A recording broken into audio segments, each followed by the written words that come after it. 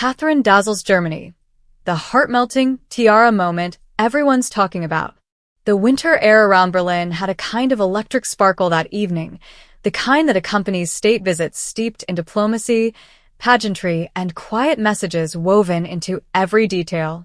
But no one, not the reporters crowding outside Bellevue Palace, nor the officials reviewing last-minute protocol notes, could have predicted the moment that would eclipse every headline, dominate every social feed, and set an entirely new standard for royal state glamour. For on that night, beneath the blazing chandeliers of Germany's most historic state hall, Catherine, Princess of Wales, stepped into the room wearing a tiara that stunned even the most seasoned royal watchers. A tiara whose meaning ran deeper than diamonds. A tiara whose story shook the room with its emotional force.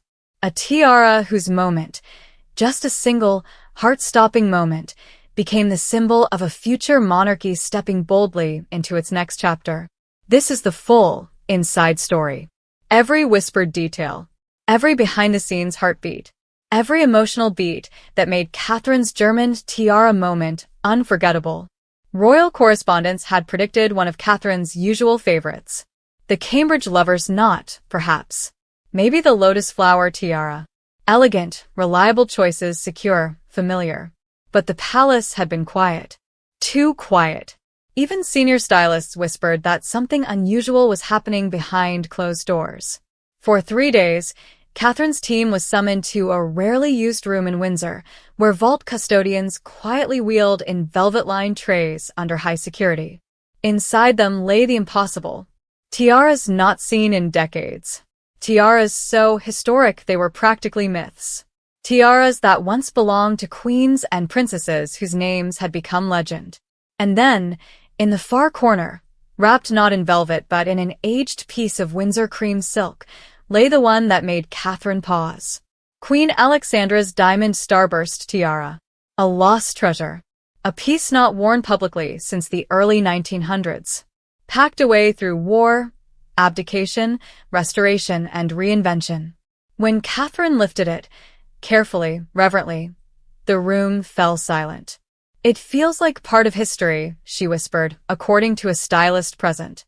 Like something waiting for the right moment. They all felt it too. This was not costume. This was not ornament. This was a statement, bold, symbolic, and emotionally resonant. The decision was made. Germany would see something truly extraordinary. A tiara of such history required a gown of equal presence. Enter Jenny Packham, Catherine's designer soulmate, miracle worker, and emotional translator. For years, Packham had designed gowns that moved like poetry, gowns that captured Catherine's gentle strength and modern silhouette. But this time, she pushed beyond elegance. She created an heirloom of fabric, a piece that would one day sit behind glass. The gown was a deep winter rose shade, kissed with champagne undertones, a color that seemed to glow like embers. The bodice, draped in diagonal silk tulle folds, reflected light in soft, shifting waves. Every bead, stitched by hand in the designer's London studio, was meant to echo the starburst rays of the tiara. The skirt, fluid and weightless, was designed to swirl like candlelight. When Catherine tried it on the night before departing for Germany, the room went still again, just as it had with the tiara. Not because she looked beautiful. She always did. But because she looked like she had stepped out of a royal portrait. The gown didn't wear her. She embodied it. And when she stood beside the tiara, placed delicately upon its velvet stand, one thought filled the room. This will be the moment. Bellevue Palace had been preparing for months. Press credentials. Issued. State banquet menu. Reviewed. Diplomatic seating chart. Agonized over. The royal procession route. Practiced repeatedly. Yet even German staff admitted they were unprepared for the scale of excitement Catherine brought. One palace official said, half joking but fully sincere, "Germany is welcoming a future queen, but also the world's favorite royal." Even the chancellor's aides noted an unusual number of foreign reporters applying for access, many from countries not normally represented at state events. Why? Because whenever Catherine appears in full royal regalia, the world watches. But tonight, it wasn't just regalia.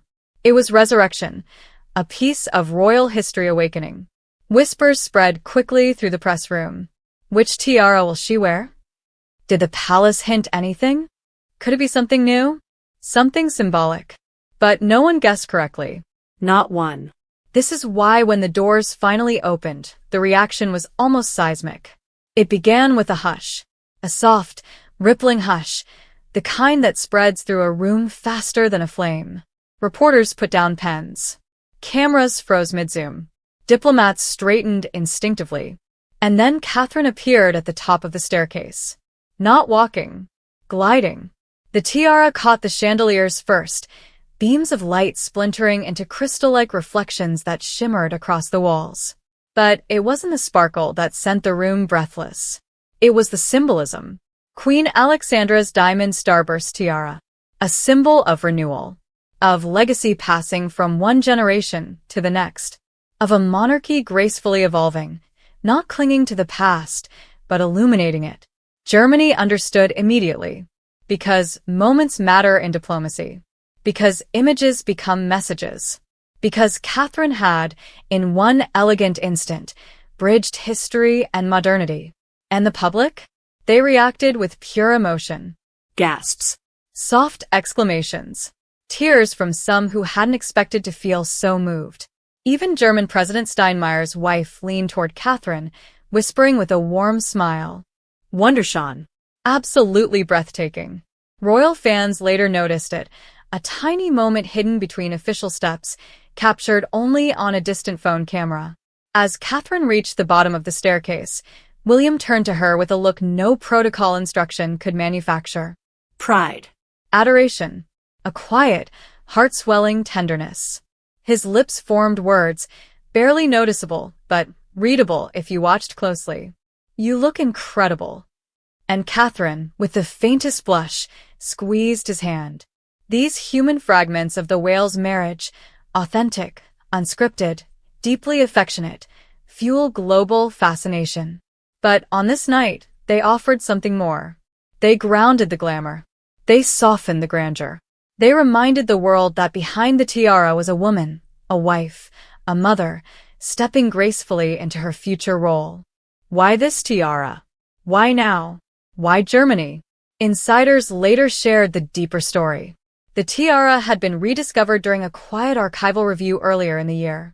As curators laid it out, they realized it had connections to several royal women known for diplomacy, charity, and compassion, qualities Catherine has become internationally respected for. But the most emotional revelation? This tiara was worn by Queen Alexandra during her princely visit to Germany in the late 1800s, a visit that marked an era of unusually warm relations between the two nations. Symbolism upon symbolism. By wearing it, Catherine wasn't just dazzling. She was honoring ancient bridges between the UK and Germany. She was reviving lost history.